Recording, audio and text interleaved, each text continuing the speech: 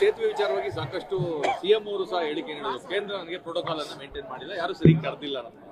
ಮಾನ್ಯ ಮುಖ್ಯಮಂತ್ರಿ ಸಿದ್ದರಾಮಯ್ಯ ಸಾಹೇಬ್ರೆ, ಸಿಗಂದೂರು ಸೇತುವೆನ ಕಟ್ಟಿ ಅದನ್ನ ಉದ್ಘಾಟನೆಗೆ ನಿಮ್ಮನ್ನ ಕರೀಲಿಲ್ಲ ಅಂತ ಹೇಳಿ ದಿನಾ ತಮಟೆ ಹೊಡಿತಾ ಇದ್ರಿ, ಲೆಟರ್ ಬರೀತಾ ಇದ್ರಿ, ಬೊಬ್ಬೆ ಹೊಡಿತಾ ಇದ್ರಲ್ಲ ಸರ್. ಶಿಷ್ಟಾಚಾರ ಅಂದ್ರೆ ಏನು ಸರ್? ಸರ್, ನಿಮಗೆ ಅಲ್ಲಿನ MP ಆಗಿರುವಂತ ರಾಘವೇಂದ್ರ ಅವರು ಬಂದು ನಿಮಗೆ ಇನ್ವಿಟೇಷನ್ ಕೊಟ್ಟೋಗಿದ್ದಾರೆ. ಕೇಂದ್ರದಿಂದಲೂ ನಿಮಗೆ ಲೆಟರ್ ನ ಬರೆದಿದ್ದಾರೆ. ಅವತ್ತು ನಿಮಗೆ ಏನ್ ಸರ್ ಅಂತ ಕೆಲಸ ಇತ್ತು? ನಿಮಗೆ ಇಂಡಿನಲ್ಲಿ ನಿಮ್ದೇ ಒಂದು ಕಾರ್ಯಕ್ರಮ ಇಟ್ಕೊಂಡಿದ್ರಿ ಸರ್. ಹೆಲಿಕಾಪ್ಟರ್ ಅಲ್ಲಿ ನೀವು ಬೆಂಗಳೂರಿಂದ ಮೈಸೂರಿಗೆ ಬರಕ್ ಹೆಲಿಕಾಪ್ಟರ್ ಬರ್ತೀರಿ, ಮೈಸೂರಿಂದ KR ನಗರಕ್ಕೆ ಹೆಲಿಕಾಪ್ಟರ್ ಹೋಗ್ತೀರಿ, KR ನಗರದಿಂದ HD ಕೋಟೆಗೆ ಹೆಲಿಕಾಪ್ಟರ್ ಹೋಗ್ತೀರಿ, ಅಲ್ಲಿಂದ ವಾಪಸ್ಸು ನೀವು ಬೆಂಗಳೂರಿಗೆ ಹೋಗಿ ಹೆಲಿಕಾಪ್ಟರ್ ಹೋಗ್ತೀರಿ ಸರ್. ಇಂಡಿಗೆ ಹೋಗಿ ಆ ಕಾರ್ಯಕ್ರಮ ಮುಗಿಸಿ ಅಥವಾ ಇಲ್ಲಿ ಸಿಗಂದೂರಿಗೆ ಹೋಗಿ ಕಾರ್ಯಕ್ರಮ ಮುಗಿಸಿ ಇಂಡಿಗೆ ಹೋಗ್ಬೋದಿತ್ತಲ್ಲ ಸರ್. 60 ವರ್ಷಗಳ ಕಾಲ ಶರಾವತಿ ನದಿಗೆ ಲಿಂಗನಮಕ್ಕಿ ಡ್ಯಾಮ್ ಅನ್ನ ಕಟ್ಟಾದ ನಂತರ ಮೈನ್ ಲ್ಯಾಂಡ್ ಇಂದ ಕಟ್ ಆಫ್ ಆಗಿ ನರಕಯಾತನೆ ಅನುಭವಿಸಿದ್ದಾರೆ ಜನ.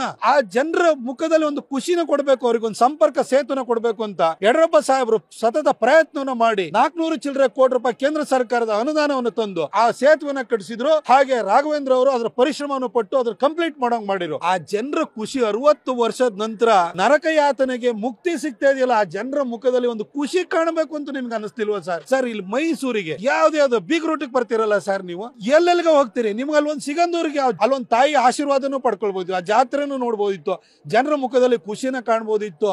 ಅದಕ್ಕೂ ನೀವು ಶಿಷ್ಟಾಚಾರ ಅಂತ ಹೇಳ್ತೀನಿ. ಏನ್ ಸರ್ ಶಿಷ್ಟಾಚಾರ? ಮೈಸೂರು ರಿಂಗ್ ರೋಡ್ ಅನ್ನ ಕೇಂದ್ರ ಸರ್ಕಾರದ ಅನುದಾನದಲ್ಲಿ ನಾವು ಮಾಡಿದ್ದು. ಫಸ್ಟ್ ಟರ್ಮ್ ಅಲ್ಲಿ ನೀವು ಮುಖ್ಯಮಂತ್ರಿ ಆಗಿದ್ರಿ. ನಮ್ಮ ಪಾರ್ಲಿಮೆಂಟ್ ಸೆಷನ್ ನಡೀತಾ ಇರಬೇಕಾದ್ರೆ ಉದ್ಘಾಟನೆ ಇಟ್ಕೊಂಡ್ರಿ. ಅವತ್ತೂ ಕೂಡ ನಾನು ತಕರಾರು ಎತ್ತಿದೆ. ಆಗ ಶ್ರೀನಿವಾಸ್ ಪ್ರಸಾದ್ ಅವರು ಕೇಳ್ಕೊಂಡಿದ್ದಕ್ಕೋಸ್ಕರ ನಾನು ಸುಮ್ಮನೆ ಅದೇ. ಅವತ್ತು ಪಾರ್ಲಿಮೆಂಟ್ ಸೆಷನ್ ನಡೀತಾ ಇದೆ ಅಂತ ಗೊತ್ತಿದ್ರು ಕೂಡ ನೀವು ಉದ್ಘಾಟನೆ ಇಟ್ಕೊಂಡಿದ್ರಿ. ನೀವು ಯಾವ ಶಿಷ್ಟಾಚಾರನ ಪಾಲಿಸ್ತಾ ಇದ್ರಿ ಸರ್? ಕೇಂದ್ರ ಸರ್ಕಾರ ಇವತ್ತು ಪ್ರತಿ ಪಂಚಾಯತಿಗೂ ಅನುದಾನವನ್ನು ಕೊಡುತ್ತೆ. ಇವತ್ತು ಜಲ್ ಜೀವನ್ ಮಿಷನ್ ದುಡ್ಡು ಕೊಡ್ತಾ ಇರೋದು ಕೇಂದ್ರ ಸರ್ಕಾರ, ಅಮೃತಲ್ಲಿ ದುಡ್ಡು ಕೊಡ್ತಾ ಇರೋದು ಕೇಂದ್ರ ಸರ್ಕಾರ, ಆವಾಸ್ ಯೋಜನೆಯಲ್ಲಿ ನಿಮ್ಮ ಮನೆ ಕಟ್ಸಕ್ಕೆ ದುಡ್ಡು ಕೊಡ್ತಾ ಇರೋದು ಕೇಂದ್ರ ಸರ್ಕಾರ. ಯಾವ ಕೇಂದ್ರದ ಸಚಿವರನ್ನ ಕರೆದ್ಬಿಟ್ಟು ನೀವು ಭೂಮಿ ಪೂಜೆ ಮಾಡ್ತಾ ಇದ್ರಿ? ಎಲ್ಲದಕ್ಕೂ ಕೂಡ ನೀವೇ ಹೋಗಿ ಭೂಮಿ ಪೂಜೆ ಮಾಡ್ತೀರಿ. ಯಾವ ಶಿಷ್ಟಾಚಾರನೂ ಪಾಲಿಸಲ್ಲ. ನೀವು ಈ ತರ ಶಿಷ್ಟಾಚಾರದ ಬಗ್ಗೆ ಮಾತಾಡ್ತಿರಲ್ಲ ಸರ್.